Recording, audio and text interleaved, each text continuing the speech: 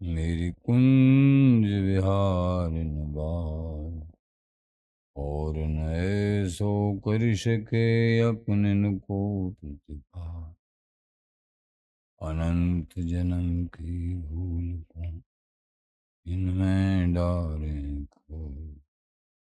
श्री कुंज विहारिन लाडली तुम ते सब कुछ हो। मैं तेरी हूँ नागरी तू मेरी हित प्राण। जान न दे जो जगत में परसों पद शुक्ला। जो विरेगी रावरी होई भगत उपहास। ताते तुम सो कहता ऐसे आपने पास। फूल छुड़ाओ लाडली समझ दे भरपूर। ये बात तुम्हारे हाथ है मेरी सजीवन हो। मेरी लाज लाडली तो वही तिहारे हाथ। बिहारी दास को अवनानगत तुमरे चरण कमल मम्मा। नमः कुंज विहारिणे नमः कुंज विहारिणे नमः श्री हरिदासाय मुख्य सत्य अवतारिणे। मम मनोहरिदास पदाम्बुजे वसतु सर्वदुराशु विनाशिके। तदनुगामि सुसंगतिरस्तु मे वपुरिदं विपुनान्नतु यातु मे। मूर्धना नमामो हरिदासपादं वाचा वदामो हरिदासनाम। पश्याम द्रगभ्यां हरिदासमूर्ति। साधो न विदवो हरिदास जस श्री हरिदास को श्रवण भरि सर्वदा। रसन श्री हरिदास गुण नाम भाकु। नासिका सहज श्री हरिदास सौरव सुतन। मनसु श्री हरिदास नशद्यो सुहान। जय श्री वर विहारिंदास श्री हरिदास विपुल बल। सकल खल लोक विद विषमना। धन्य सोई शीस श्री हरिदास चरण वंदन करे। नैन श्री हरिदास के रूप राखों। नैन श्री हरिदास के रूप राखों। परमोज्वल छिन्मय महामधुर रसाल निर्वध नित्य विहार पूर्ण प्रेम प्रकाशक। अखिल माधुर्य मूर्ति अशेष रसिक चक्र चूड़ामणि। अनन्य श्री स्वामी हरदास जी महाराज। प्राण सर्वस्व श्री वांके बिहारी बिहारन श्रीधाम वृंदावन संजू। आचार्य जन रसिक जन प्रेमी जन भक्ति जन।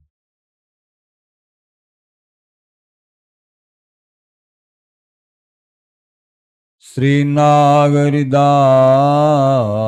शिरोमणि जू। मोकों बनवास कृपा कर दीजे। मांगत हूँ करुणा करके तुम्हीं दिन देख सदा सुख दीजे। रजधानी भली रज से बने। अजु मोकों रजायस तो कछु कीजे। द्वार परी की अवलाज करो किन। दीन दुखी छिन छिन छीजे, द्वार परे की लाज करो। दीन दुखी छिन छिन छीजे।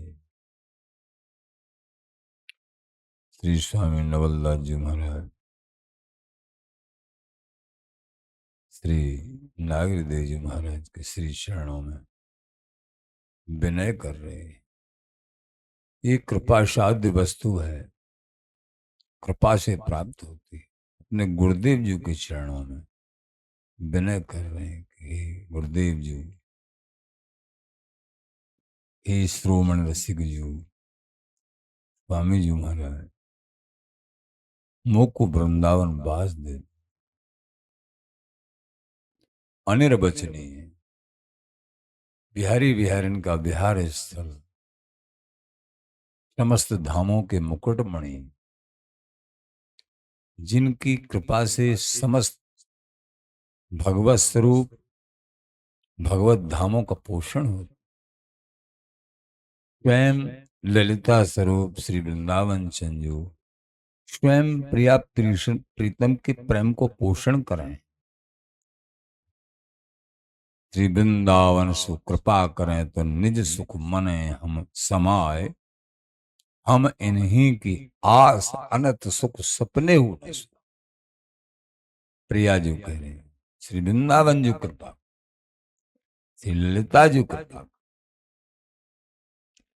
मांगत हूं करुणा करके, श्री गुरुदेव जी के चरणों में विनय करके याचना करो। श्री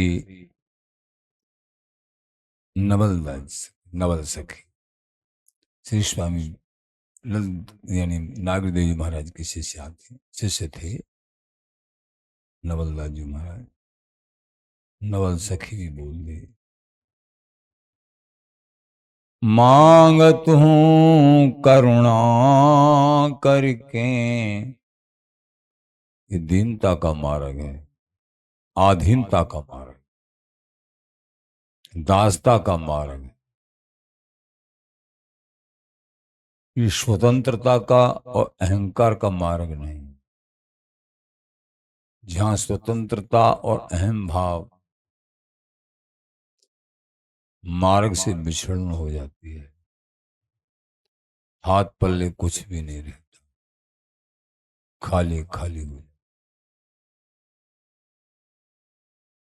याचना कर रहे, वृंदावन वास करते हुए याचना, हे गुरुदेव, माया के ऐसे ऐसे विकराल झरोके हैं, कहाँ के मारे कहाँ पहुंचा देती है पता नहीं।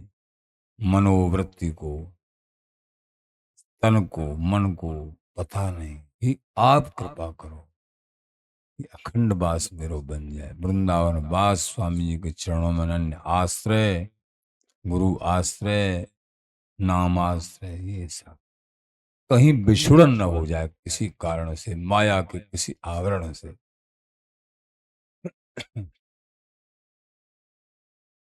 इसलिए कृपा कर दीजिए, मुंह को वनवास कृपा कर। मांगत हूं करुणा करके, तुम ही दिन देख सदा सुख जीजे। हे श्री गुरुदेव जी, नागदेव जी महाराज, मैं आपके चरणों को देख देख के, दर्शन कर करके, आपको रुख लेके पूरे जीवन पर्यंत जीऊं। ऐसी कृपा, कोई आवरण मेरे चित्त वृत्ति को धूमिल न कर दे। दिन देख सदा सुख जीजे, क्योंकि आपके श्री चरणों की कृपा से प्रिय प्रीतम का जो नित्य सुख है, परम सदा सत्य रहने वाला अनिर्वचनीय प्रेम तत्व आपकी कृपा से प्राप्त, आपके चरणों की कृपा से। इसलिए तुम ही दिन देख सदा सुख जीजे। आपकी नैन की सेन में, आपकी कृपा भरी शनि भरी दृष्टि में ही वो नित्य तत्व, वो परम कृपा छिपी हुई है। दयालु, आप अपना लो, तभी प्रियतम अपनाएंगे। रजधानी भली रज से बने, अजुमो को रजायस तो कछु कीजे।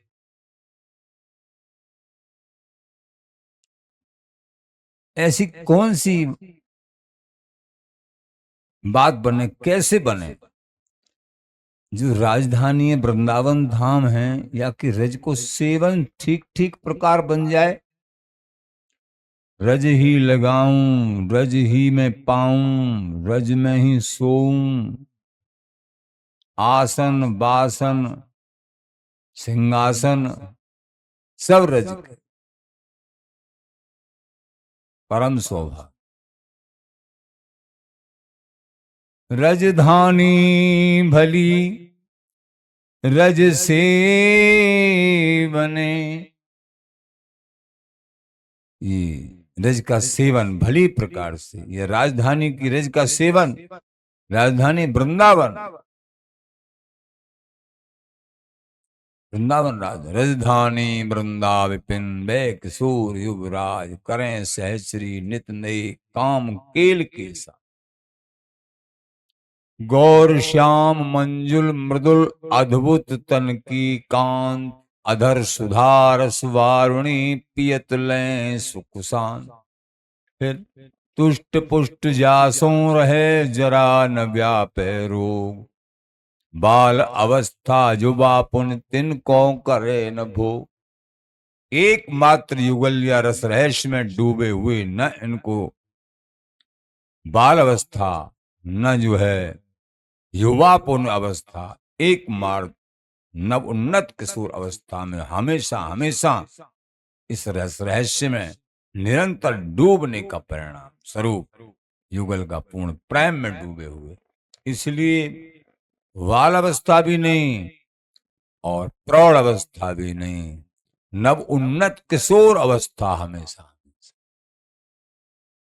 प्रताप है।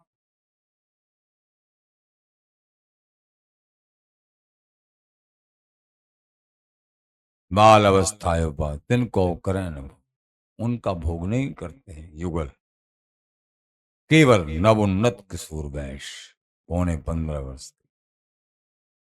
रजधानी भली रज से बने, अजमो को रजायस तो कछु कीजे। द्वार परी की अवलाज करो किन, दीन दुखी छिन छिन छीजे। मैं द्वारे पे पड़ा हूं, आपके चरणों में पड़ा हूं। हे कृपा निधान श्री नागदेव जी महाराज, मेरे श्री गुरुदेव आख्यात आप स्वामी जी स्वरूप हो, मेरी लाज रख लो। दीन दुखी, मैं दीन हूं, दुखी हूं, अनेक जन्म मेरे जन कहां कहां पछड़ों में बीत गए प्यारे, अब आप संभाल लो। गुरुदेव जी सो बिनती। दीन दुखी छिन छिन छीजे, मैं दीन दुखी हूं, छिन छिन ये शरीर छीजन हो रहा है, और मेरी चित्त वृत्ति आपके श्री चरणों को अखंडता से, वृंदावन धाम को, वृंदावन के युगल चिंतन इसको नहीं पकड़ पा रही है। बराबर पकड़ रखी है, और नवल सखी जी का स्वरूप सखी स्वरूप झलक गया था। मतलब उनके श्री अंग सहचरी स्वरूप के दर्शन होते थे सबको, नवल सखी जी का। लेकिन इसके बाद भी गुरुदेव जी से विनती, बराबर विनती ये होता है। ये प्रेम का ऐसा ही मार्ग है। अतृप्त, जितनी अतृप्ति होती उतनी अतृप्त, प्यासे, फिर भी वही मांग, जिससे आनंदित हो रहे हैं फिर वही मांग, वही मांग, ऐसी मांग कर रहे हैं जैसे कि इनको वृंदावन वास ही नहीं मिला है क्या, प्रिय प्रीतम का नित्य सुख का अनुभव ही नहीं हुआ है का, अनुभव ही नहीं, सहचरी स्वरूप प्राप्त हो गया प्रकट में। दर्शन होते लोग और ही तो सहचरी हैं एकमात्र, प्रकट में भी दिख सब, अरे प्रणाम करते सब लोग। ऐसे श्री नवल सखी जी महाराज, नवलदास जी महाराज, लेकिन उनकी प्रार्थना देखी,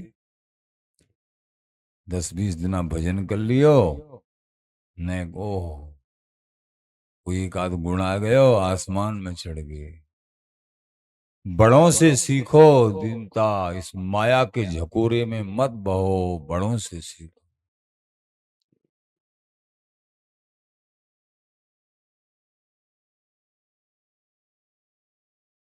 आचार्य चरण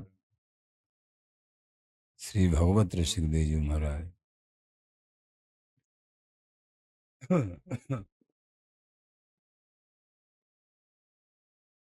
पूर्व प्रसंग में आपने श्रवण किया,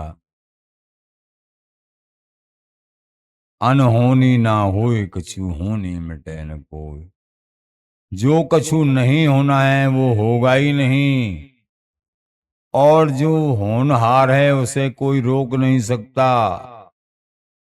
सीता जी और दशरथ जी को देख लो, दोनों परम सामर्थ्यवान थे।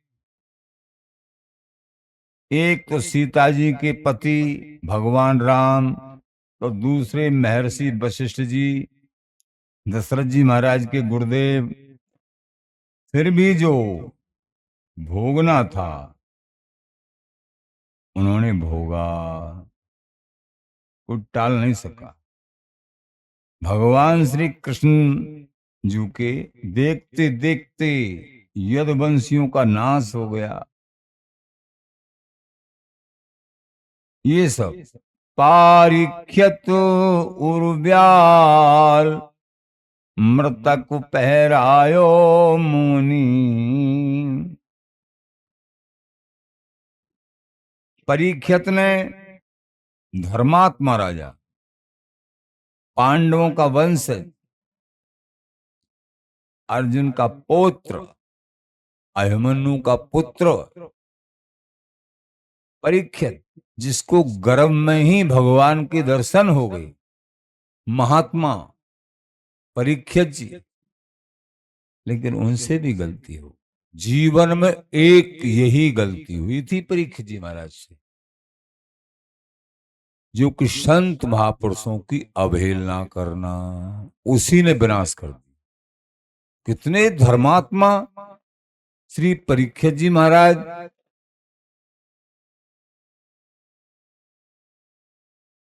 श्रवण किया होगा आपने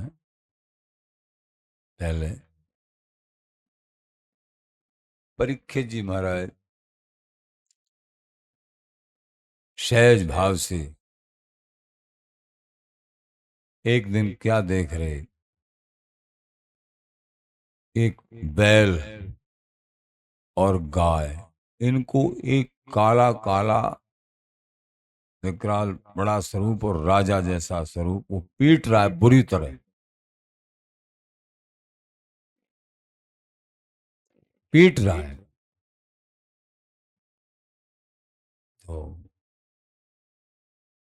उन्होंने कहा कि आप कौन हो, आपको ऐसे पीट रहा है।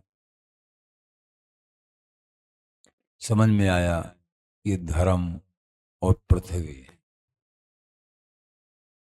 फिर भी उन्होंने उनको नहीं बताया कि हमको कलयुग पीट रहा है, ऐसा तरीके से ही। धर्म है ना, धर्म किसी पे दोषारोपण नहीं करता है। समझ में आया। श्री परीक्षित जी ने धनुष बाण तैयार कर ले, इस कलिकाल को, ये कलिकाल जो है धर्म को पीट रहा है, कली काल में धर्म पीटा ही जाता है। अधर्म की जय होने की जय तो धर्म की होती है, लेकिन ऐसा लगता है कि अधर्म की जय होगी। अधर्मियों का बोलबाला लिखित है, अधर्मियों का बोलबाला कलिकाल, नरकगामियों का बोलबाला भजनानंद जी बहुत कम। धनुष बाण एकदम संधान कर लिया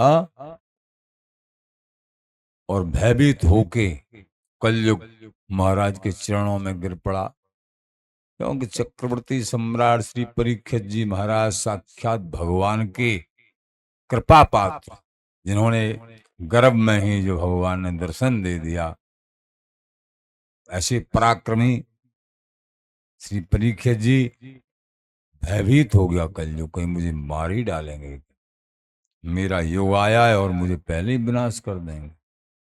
त्राहिमाम शरणागत, मैं आपकी शरण हूं, शरण हूं। महान पुरुष लोग कितना भी अपराधी हो, अगर शरण में आ जाता है तो उसको फिर मारते नहीं, बकस दिया कि हे महाराज मैं कली काल हूं, अब मेरा युग है, नहीं मैं अपने युग में तुझे नहीं छोड़ूंगा, मेरे युग में नहीं, तुझे समाप्त कर। नहीं दयालु, आप तो दयालु हैं, प्रशंसा करी, आप तो दयालु हैं, पांडवों के पुत्र हैं, जैसे वो धर्मात्मा थे, भगवान के संगी थे, ऐसे आप हैं, आपके अंदर दयालुता का भंडार है। परीक्षित जी महाराज दीजिए कि ये धर्मात्मा विचार जब देखा, बोले हे महाराज मुझे यहाँ निवास करने दो। अच्छा निवास, हाँ, और आप जो जगह बता दोगे वहीं मैं निवास करूंगा।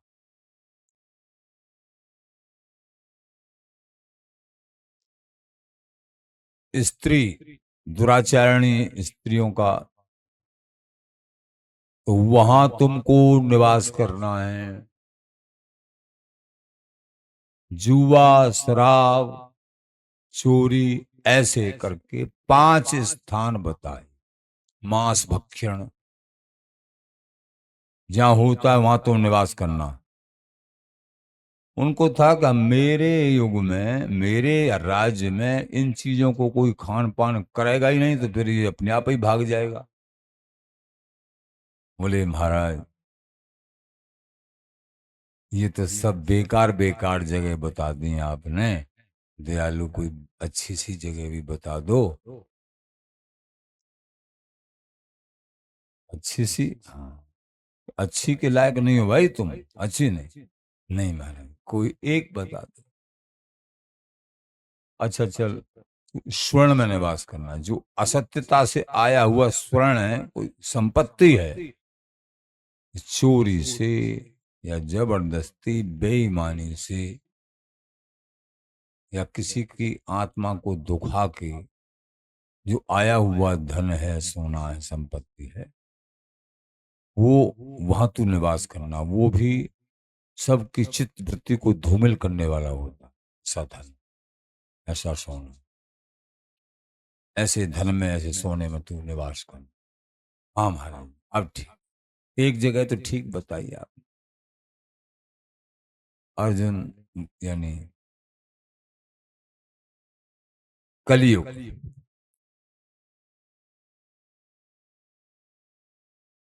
कलयुग जो है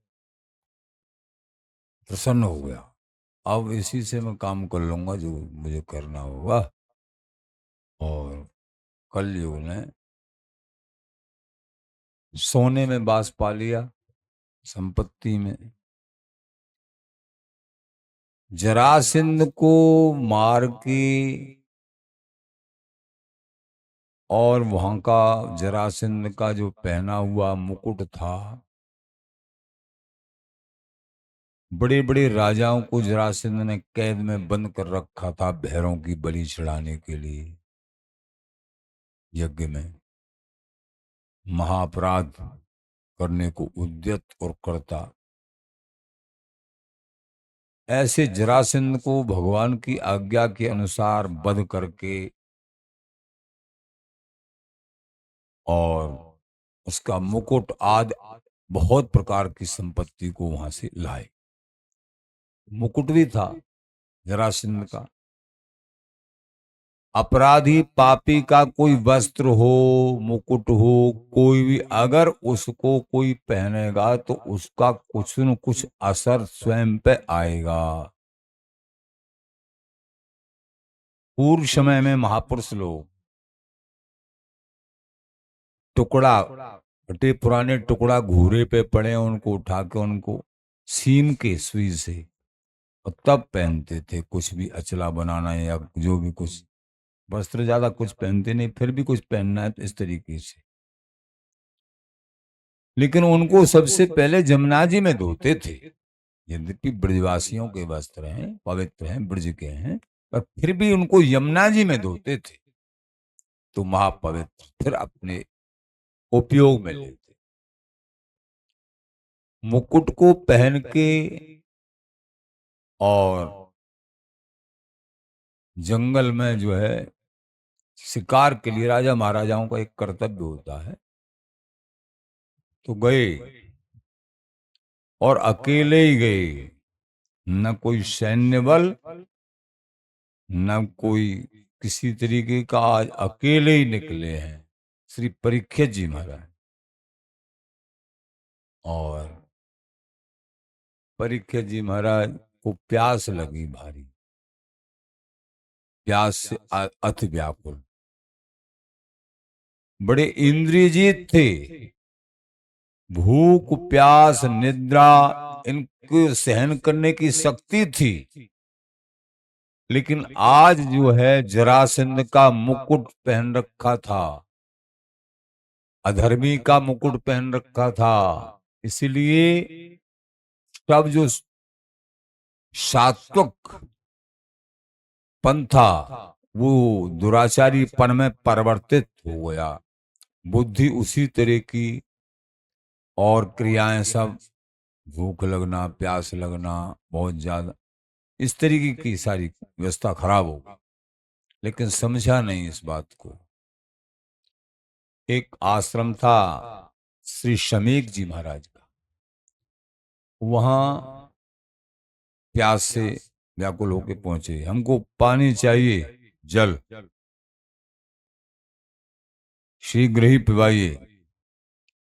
जो कि कभी संत महापुरुषों से वो ऐसा आदेश नहीं करते थे, उनकी सेवा प्रणाम दंडौत, लेकिन आज कुबुद्धि हो गई। मुकुट के संयोग से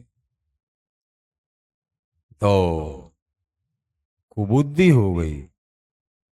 अरे कैसा ढोंग बखेर रहा है, और तपस्या का नाटक, मौन का नाटक, ये राजा आया है, इसका स्वागत नहीं करना पड़े। ढोंग माना साधु के भजन को, तपस्या को, जो सत्यता में एकमात्र समाधिष्ट, उनको शरीर का भी ध्यान नहीं है, वो ढोंग मांग रहे हैं। अगर कोई इस तरीके से ढोंग मांगता है तो उनका विनाश हो जाता है। हाँ ढोंगी है कोई, उसका ढोंग मान लो, लेकिन सत्य स्वरूप को अगर कोई ढोंग मानेगा निश्चित विनाश होता है। सत्य वस्तु है। तो सर्प मरा पड़ा था, बाण की यानी धनुष की नोक से उठा के और वो सर्प गले में डाल दिया, चले गए। पहुंचे राज्य में, महलों में, वहां जाके जैसे ही मुकुट को उतारा है, सद्बुद्धि आई है। मैंने समीक जी महाराज के गले में और सर्प को डाला, ये मेरे क्या हो गया। वो संत महापुरुष अपनी श्रद्धा समाधि निष्ठ समाधि में मगन थे, देह का अनुसंधान नहीं था, लेकिन ये मैंने क्या कर डाला, ये तो जीवन में पहली बार हुआ है। ओ ये अपराध तो प्रभु से प्रार्थना करने लगे, हे प्रभु, इस अपराध से मुझे मुक्त करो, इस अपराध से, चाहे मेरी मृत्यु हो जाए मुझे स्वीकार है, लेकिन मुझे इस अपराध से मुक्त करो। अपराध ऐसे होते हैं, मृत्यु तो एक दिन होती है और नरकों में जाना पड़ता है। मृत्यु तो होती है, अब नहीं तो कुछ समय के बाद होगी, और प्लस में नरकों में जाना पड़ता है। अब वो कह रहे चाहे मेरी मृत्यु हो जाए पर ये अपराध तो क्षमा हो जाए। महापुरुषों के विवेक होता है। जो मांग रहे हैं प्रभु से, हे प्रभु, मतलब उन्हीं को ये चिंता होती है जिनका हृदय पवित्र होता है, और जो अपवित्र हृदय वाले, धूमिल हृदय वाले हैं, इधर से इधर कुछ हो जाए वो चिंता ही नहीं।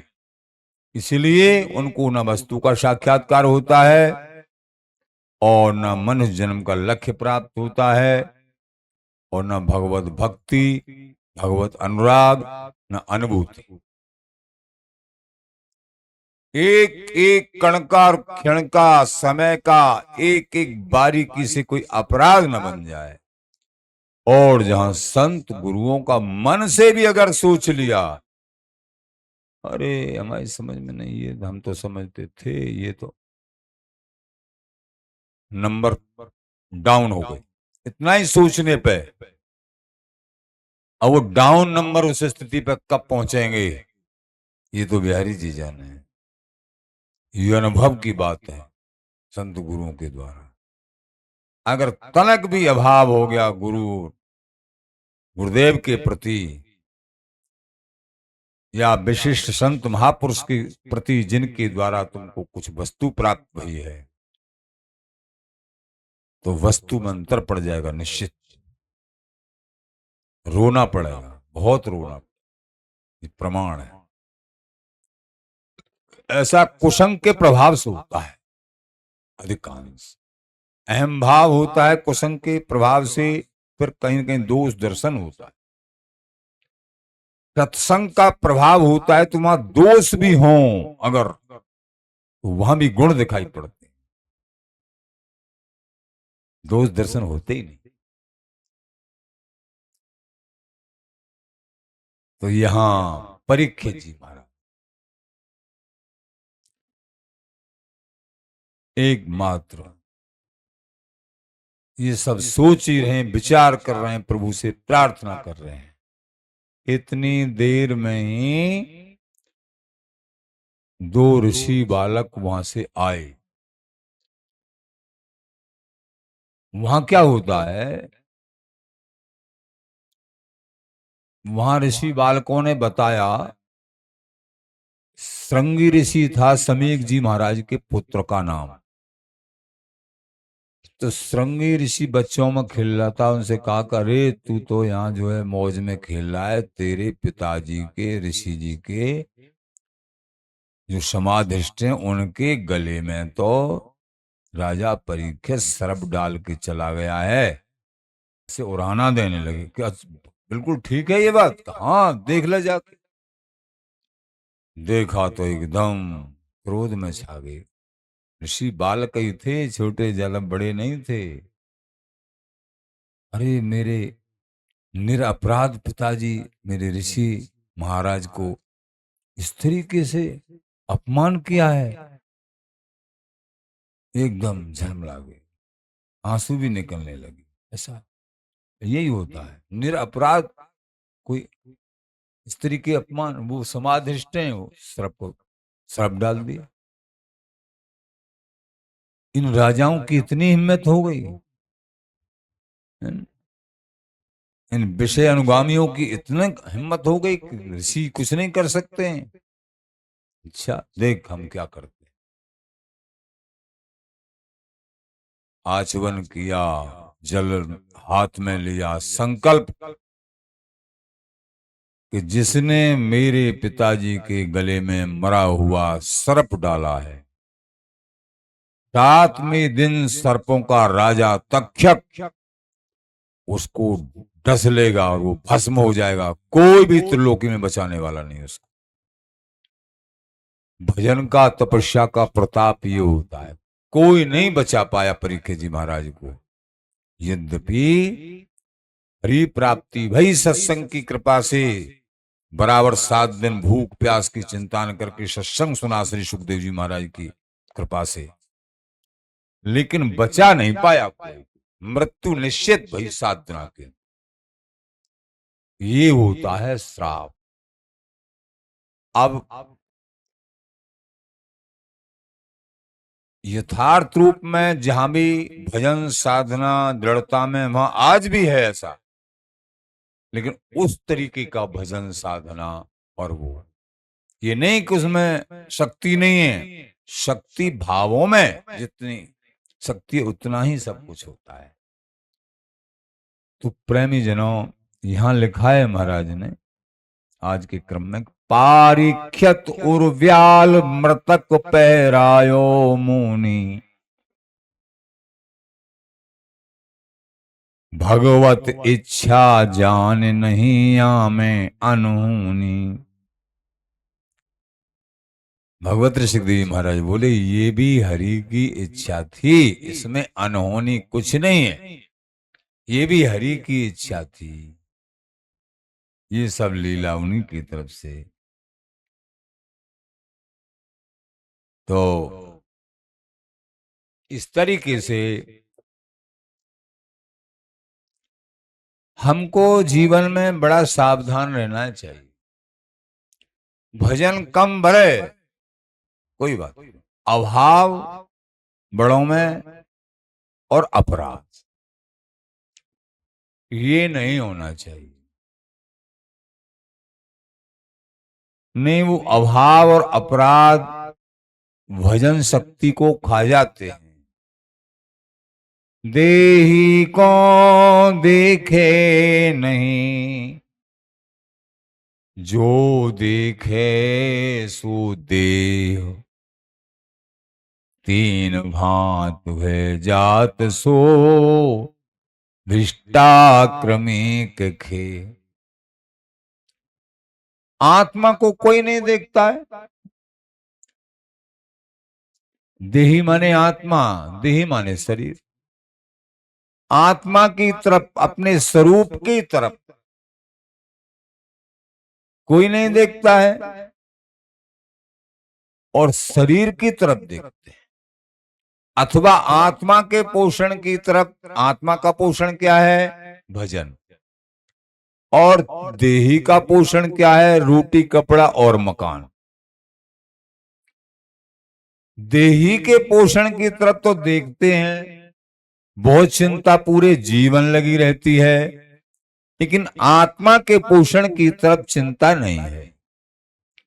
जो कि आत्मा ही नहीं रहती है तो देह तो यहीं की यहीं पड़ी रह जाती है, कोई नहीं पूछता है। आत्म स्वरूप श्री हरि निकल जाते हैं, कोई नहीं पूछता है, इसको यहीं पड़ी।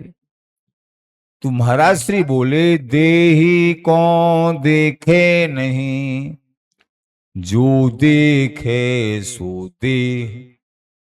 दूसरी बात, सामने जगत के रूप में, किसी व्यक्ति वस्तु किसी के रूप में, ऊपर के ढांचे को हम देख रहे हैं, ये भला है, ये बुरा है, ये कुत्ता, ये गधा है। अरे इनके चींटी से लेके हाथी तक, इनके अंदर हमारे प्राण आराध्य ही बैठे हैं। ये भाव जब दृढ़ हो जाएगा तभी वस्तु प्राप्त होती है। सिया राम मैं सब जग जानी, करूं प्रणाम जोर जो पानी। तो देही कौन देखे नहीं, जो देखे सो देह।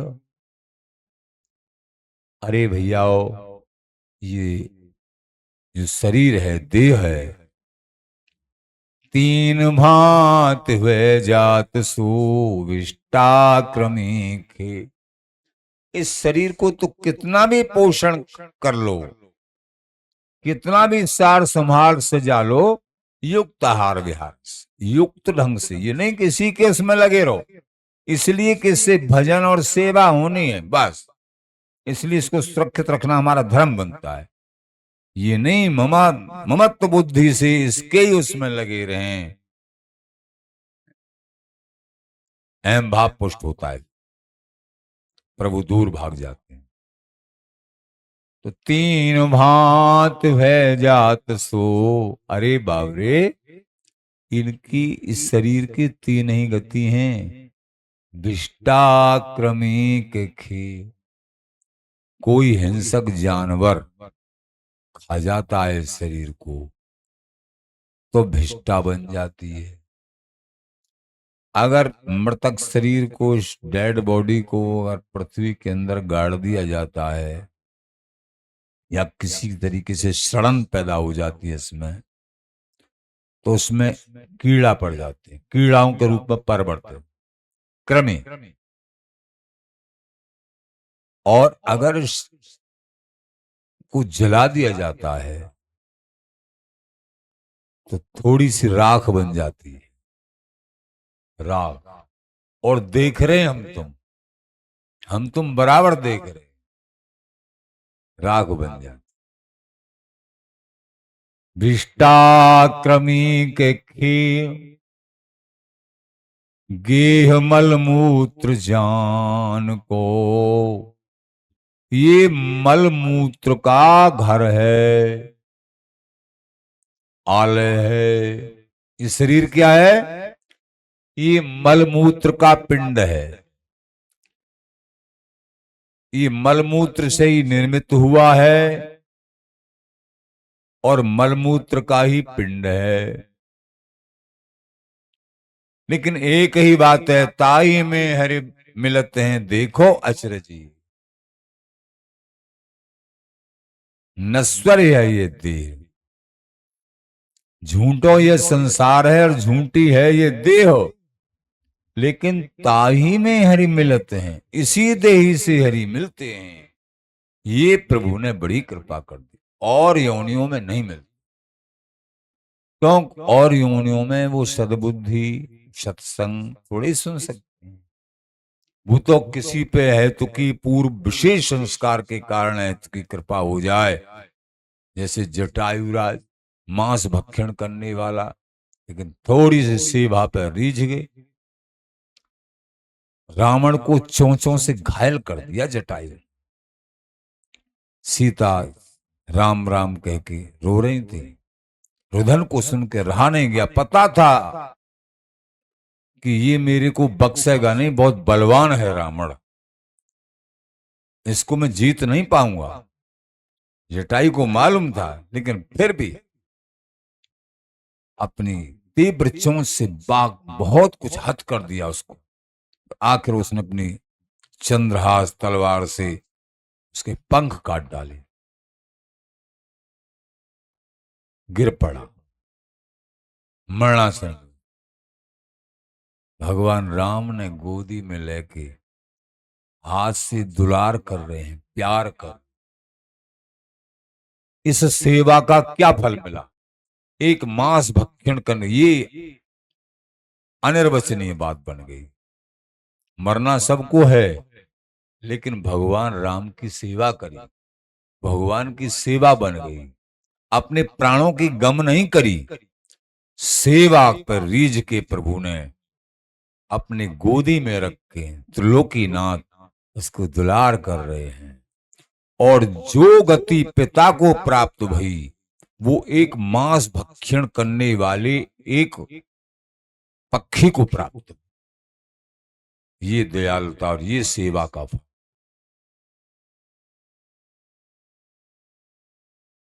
तो प्रेमी जनों, गेह मलमूत्र जान को, ये मलमूत्र का घर है ये शरीर।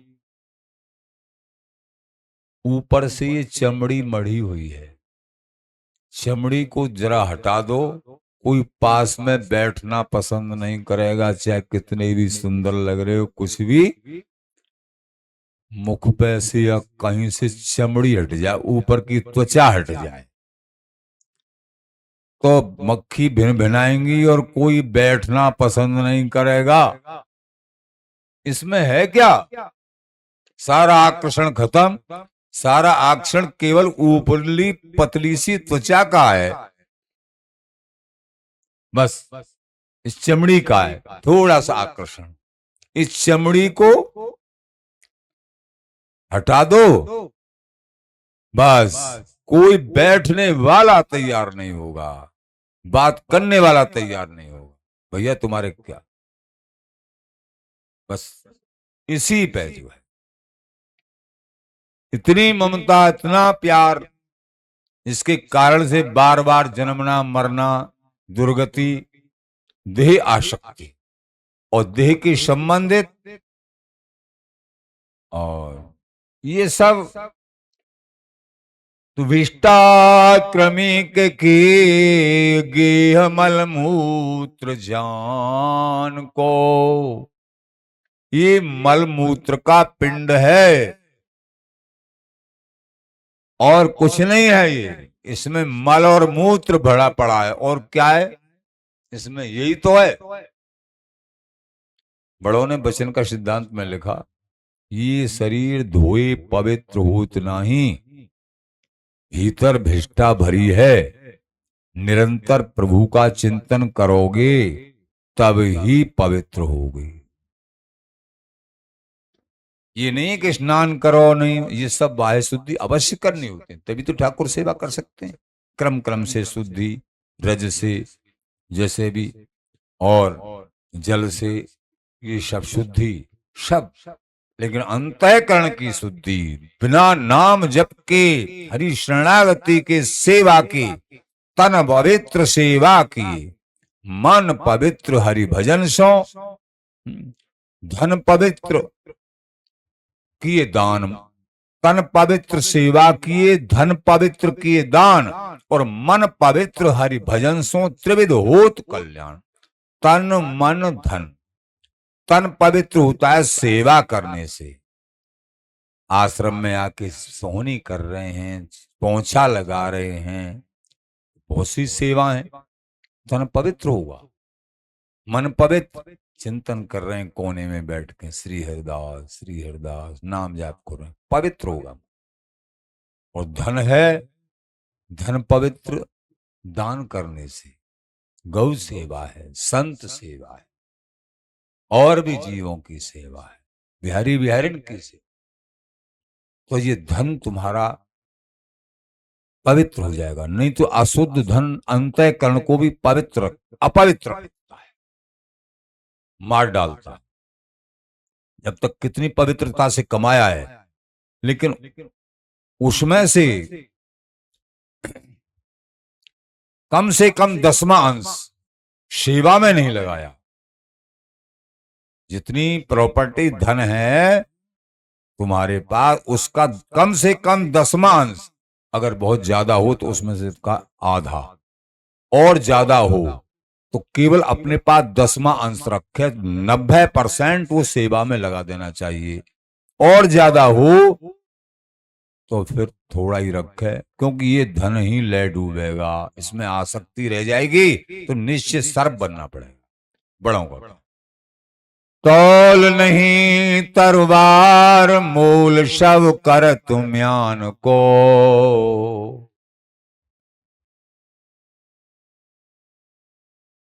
महाराज बोले, तलवार को नहीं समझ रहे हो, ऊपर से म्यान बड़ी चिकनी चुपड़ी सुंदर मखमल की दिख रही है ना, तो ऊपर से बड़ा चिकना चुपड़ा शरीर, इसकी सजावट में लगे हुए हो, ऐसे रहे वैसे रहे, मान तो सम्मान हो, चमक दमक सोना गहना बड़े बड़े पहनते हैं, हमारा यूं सम्मान, यूं प्रॉपर्टी तमाम, हम यूं ये है और ये है, हम फला।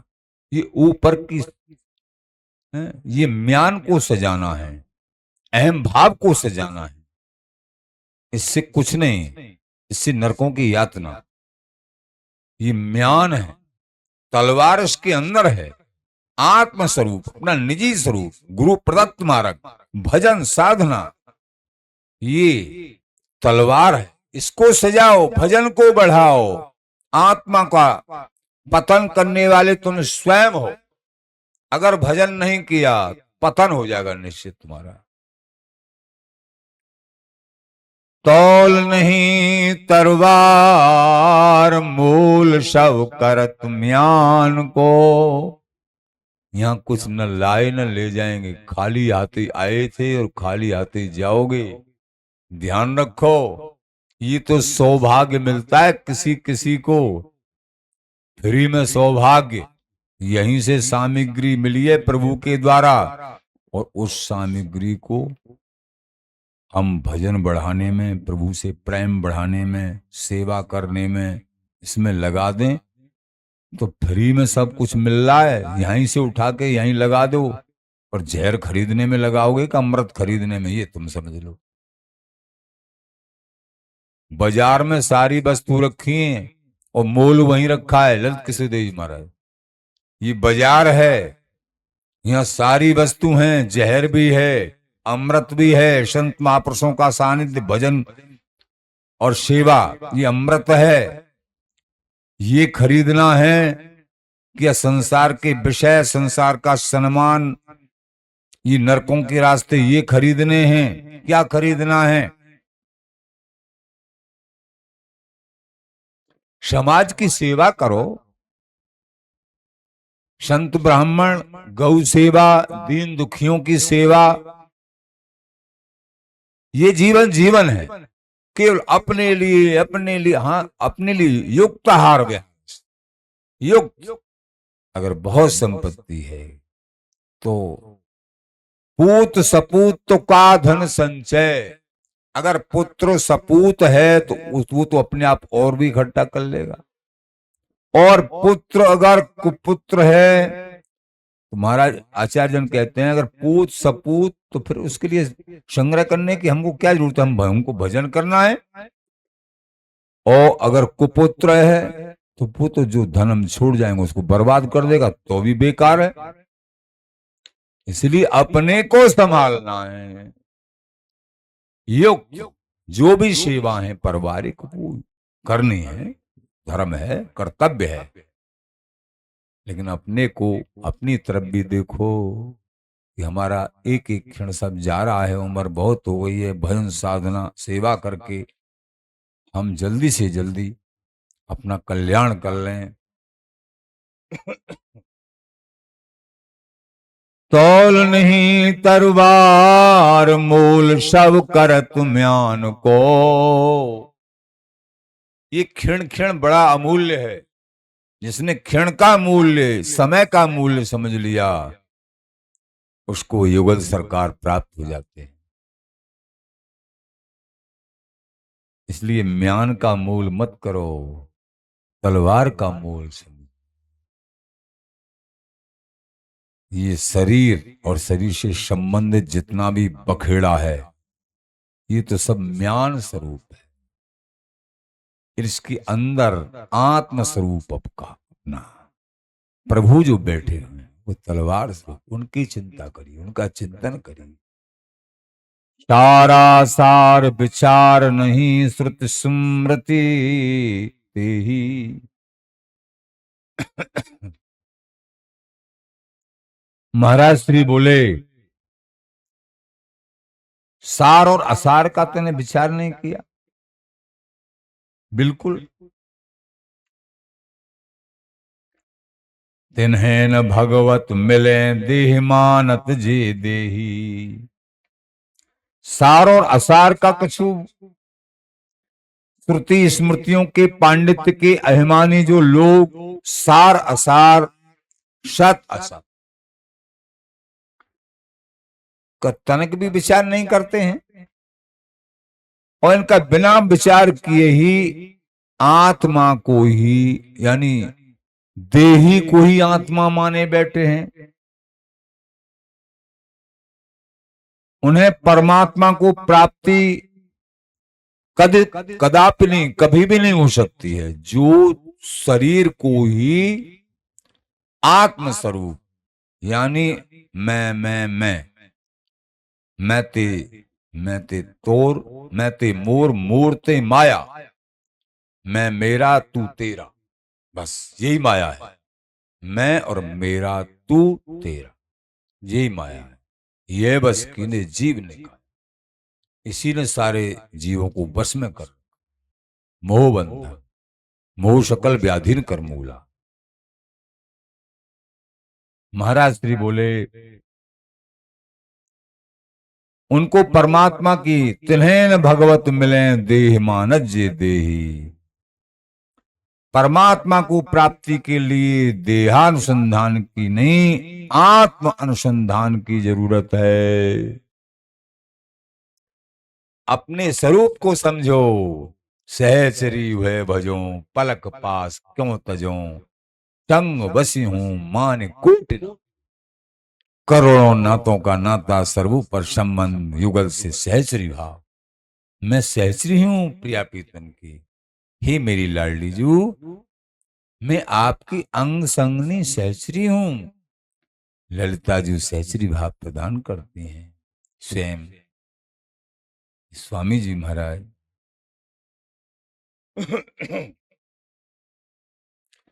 प्रेमी जनों, इस जीवन में बस हरिकुल गुरुकुल एक हैं, तामे भेद न जान।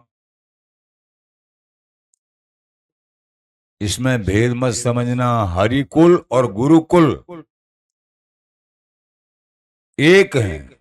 जिन्होंने एक माना है और श्रद्धा संपन्न हृदय है, गुरु के कुल को और हरि के कुल को, उनको ही वस्तु प्राप्त होती है। श्री हरिदास, श्री हरिदास।